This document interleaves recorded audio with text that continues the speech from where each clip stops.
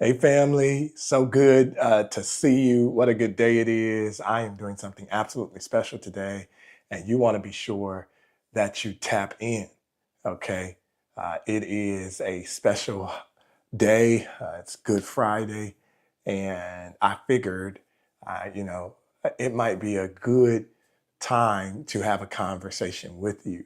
All right. Today, I'm going to be talking with you about 7 last lies. All right. If you know anything about that, we're happy about it. So today is Good Friday. That's the day when, Jesus took the weight of the world onto his shoulders.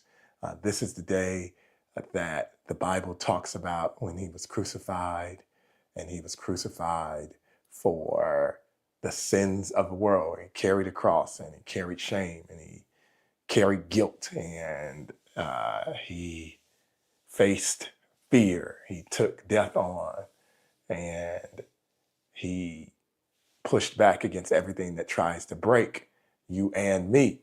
And so today, in honor of his sacrifice, and of course to just tag in, because I know everybody is excited about this season, I want to speak directly to the weight that you are carrying. As you know, I've been talking about fat loss. That's the weight that you carried, and I have carried, and that I'm fighting against.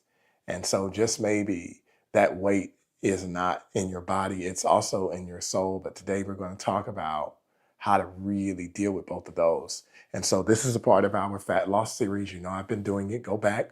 This is part 6. Okay. And so you have a lot of material that you can go back and refer to.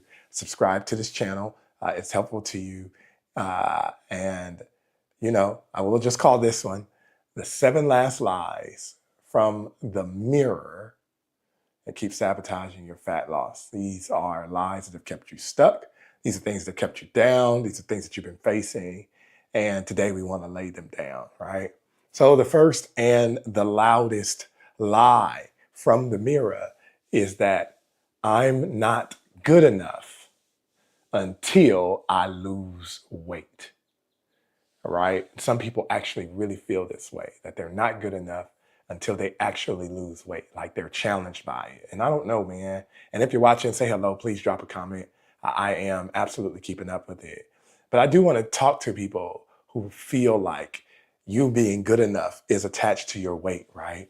Do me a favor, just allow me to integrate in some scripture, right?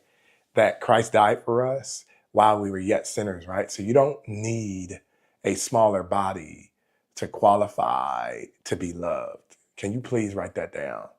That you don't need to be a certain weight to qualify to be loved. This is important because so many people will allow people to treat themselves a certain way based on the way that they see themselves, or based on the relationship that they have with their wellness, or based on if they feel like they look good enough. And your looks do not equate to the love that you deserve. In fact, God didn't wait for you to be perfect to love you. So why are you waiting to love yourself? Like, I do understand that we're trying to lose weight. I do understand that fat is a challenge for us. I do understand that weight loss continues to be something that pushes us to make some changes. But just because your body is existing the way it is existing does not mean that you do not deserve love. You understand? Right? And so I want you to understand this truth right here, that your fat content does not mean you're less than. It does not mean you're broken. It does not mean that you have to suffer delay before being loved. And it doesn't mean you're not worthy, right? We can love you, and you can love you right where you are. You do understand, right, that loving yourself should be the consistent thing, and that your body changing can be the thing that progresses, right? And so learn how to love yourself through the change. But please don't accept this lie that you're not good enough unless you lose weight, right? So I need you to just do me a favor. And even if it's for the balance of the day, I need you to walk like you already are approved, like you're already loved, like you're already valued. Can I just look? I want to look at you. I hope you can see me. I want to look at you dead in the eye. I hope you can see me. Comment if you're looking at the screen, right? You are worthy of love today, like right now.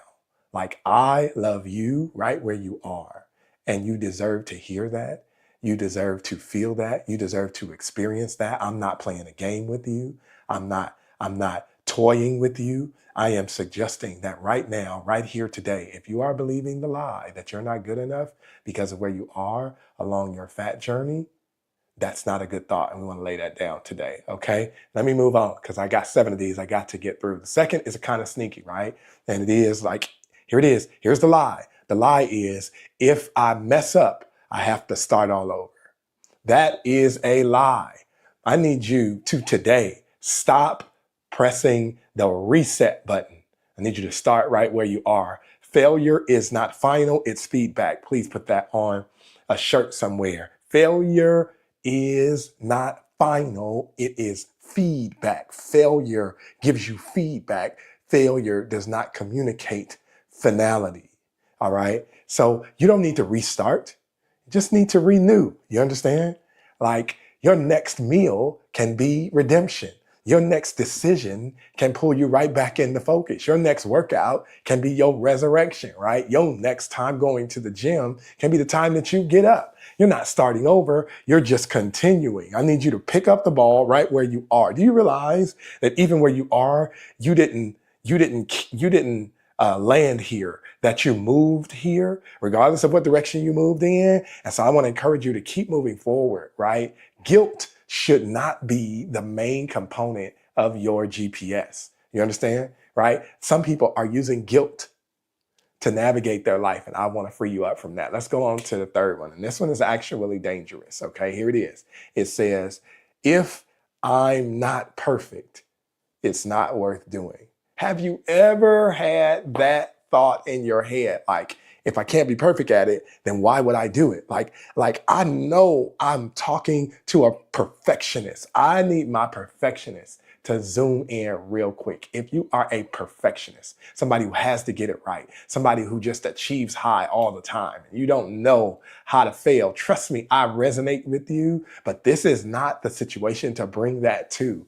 In fact, there's this great Bible verse that I love. It says, my grace is sufficient for you and my power is made perfect in weakness. There is this concept connected to this, particularly when we're dealing with fat loss, that suggests that to get stronger, you have to get weaker. Come on in here, listen to me. To get stronger, you have to approach weakness. To get stronger, you have to meet the best offering that you have, even if that's not strong. Like you have to meet your next best version of yourself at your weakest point. And this is where supernatural strength then comes. This is where your mind changes. This is where your soul is impacted, right? So I just want you to know that perfection is not required, but progress is. I would like to pause to demand of you, not perfection, but progress. You understand? God uses broken vessels, not filtered ones, you see.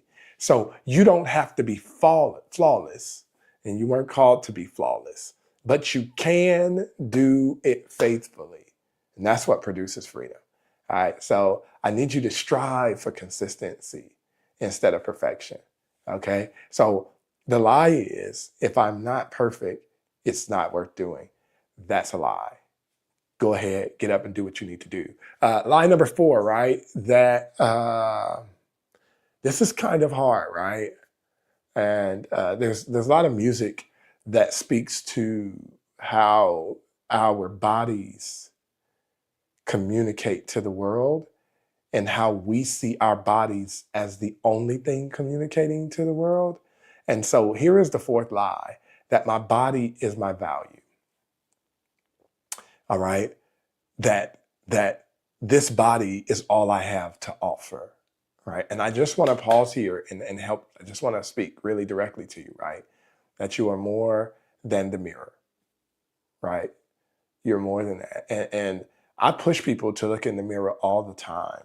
But it's amazing how many times people look in the mirror and they're not even seeing themselves. They look in the mirror and they're looking past themselves. They're not even getting a full impression of the depth and the significance and the genius that went into creating who they are. And so now this mirror becomes an obstacle to them. Our goal is not to make our bodies our God. Our goal is to nurture our bodies so that we can live in a way that allows us to execute the assignment that we have on our lives. Like everybody who is alive has something to contribute, and you have something to contribute. And what we are trying to do is encourage you to take care of the house, take care of the vehicle that you will use or that you will live in while you're in pursuit of accomplishing or executing that assignment, whether it be parenting, whether it be changing the world, whether it be making sure that people get fed, whether it be making sure that little girls have somebody to look up to, that young men have someone to look up to. All of that, we are trying to get you to understand that all of that really gets easier if you make decisions that really help the body that you're living in to function at a high level. Is that making sense to you? All right. So that's a lie. So see your health as a stewardship opportunity, not a status opportunity. You see, it's a stewardess. I am stewarding my health, but it does not give me status. All right. We're at lie number 5. We're at lie number 5. These are 7 lies from the mirror that are sabotaging your fat loss. And here it is. This one kind of makes people spiral. And this is really connected to people who are high achievers. You know, these are people who really want to get it in. Here it is, that you can do this alone. You cannot do this by yourself. That's why you're watching me now. You've hit the wall, you've gotten as far as you can go, and you're looking for a community. You've gotten as far as you can go, and you're just looking for somebody who will walk with you. You've gotten as far as you can go, and you're looking for somebody to connect with. Stop believing that you can do it alone. Let me talk to people who have had to do it alone. Meaning you reached out and somebody betrayed you, or you tried and somebody disappointed you, or they tried you and you walked away, or you have this habit of quitting, or you have all of these records to say, I started something and I didn't finish it. That is not an excuse to bury yourself in loneliness. That is not an excuse to make your standard by myself. You cannot do this alone. 2 is better than 1. And if one falls, somebody can help pick you up. I need you to come back into community. I need you to come out of the darkness. I need you to come out of the low place. I need you to get out of your desperate and lonely place. And I need you to come into a place that is better for you. And that's in community with people who care. Do you realize that discipline sometimes goes to isolation to die? Do you realize that sometimes discipline goes to isolation to die? Discipline gets life when it comes into community, right? Even Jesus had disciples.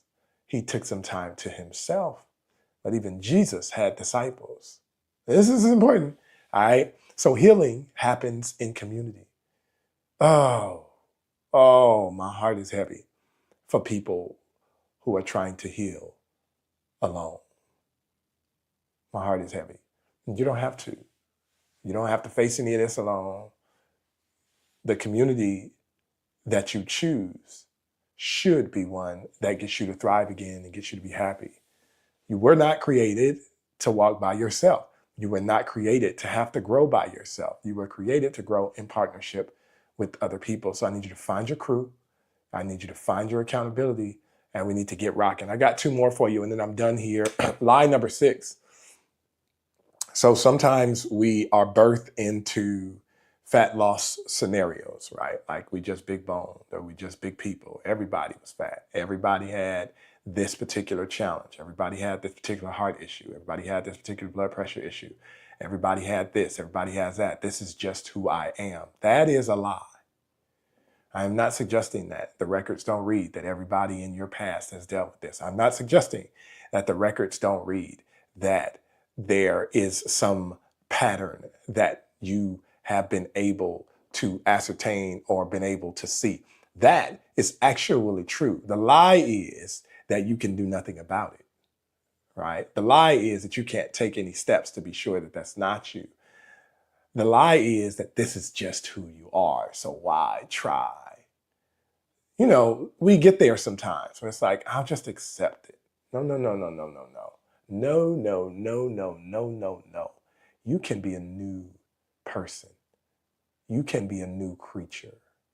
You can be a new version of yourself. You do have permission to come out of the shell or come from up under the generational clouds or come out of the typical rotation or reports that are connected to you or your family. You have permission to come out of that. So here it is. You don't have to inherit habits.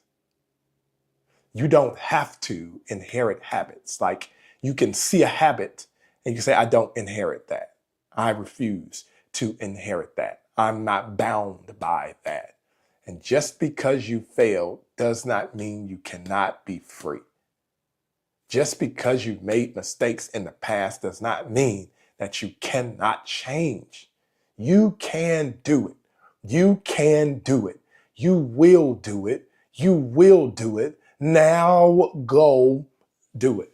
All right? Embrace the new that's right in front of you. Even in this moment, there's something new right here. There's a great song that says new, new, new, everything new. That's a dope song. You want to get it, right? Act like it's already yours. I got this last one for you, and I'm wrapping up right here. But here it is. There is sometimes this idea that God does not care about my body. God absolutely cares about your body. There's a great scripture that says your body is a temple. Um, the Lord dwells within.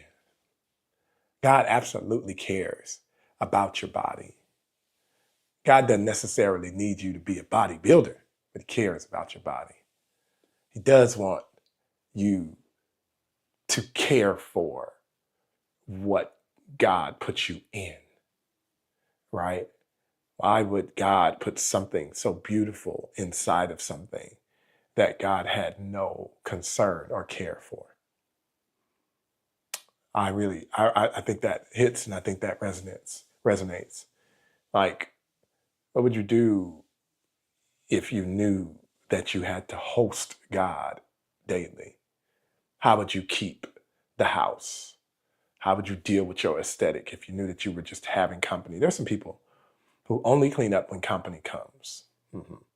And so when people come over, you want to show them that your house is clean. You want to welcome them to a place. You want them to feel comfortable. You want them to feel cared for. You want it to be clean. You want it to be aesthetically pleasing.